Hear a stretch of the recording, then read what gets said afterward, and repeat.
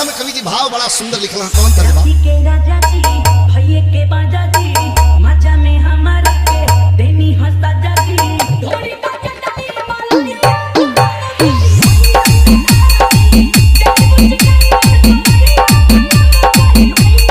घाटी के राजा जी भैये के बाजा जी मजा में हमारे के देनी हंसा जी थोड़ी बाजा डाली माली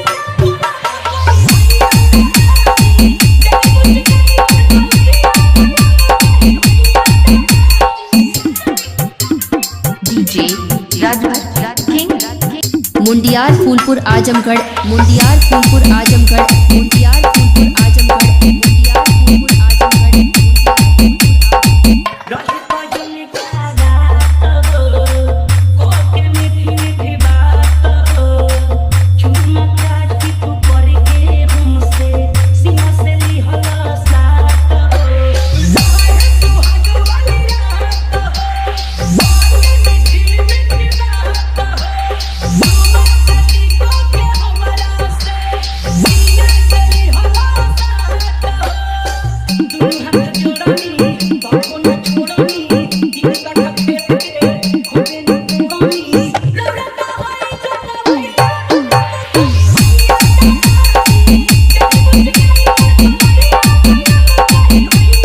घाटी के राजा जी भैये के बाजा जी मजा में हमारा के देनी हो सजा जी थोड़ी बाजा डाली माली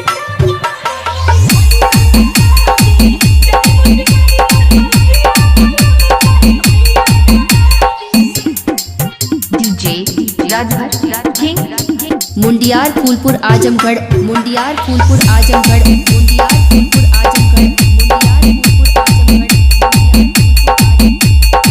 पिया उगली जब बिहारी हो पौधे लया तो भारी हो नया सामान ये सोर देसी पौधे लतू तो कबाड़ी हो पिया उगली जब बिहारी हो पौधे लया तो भारी हो नया सामान धीरज धानी पौधे पूरा कबाड़ी हो सैया दिनों दे संगे सीनों दे ना कोई मिता हरा से कोनो विरोध बोला लिया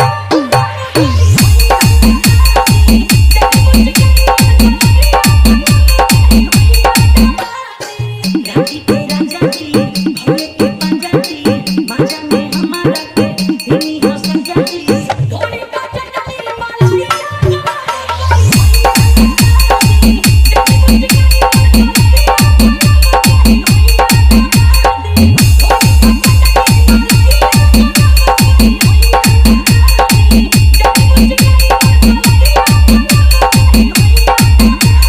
मुंडियार फूलपुर आजमगढ़, मुंडियार फूलपुर आजमगढ़, मुंडियार फूलपुर आजमगढ़, मुंडियार फूलपुर आजमगढ़, मुंडियार फूल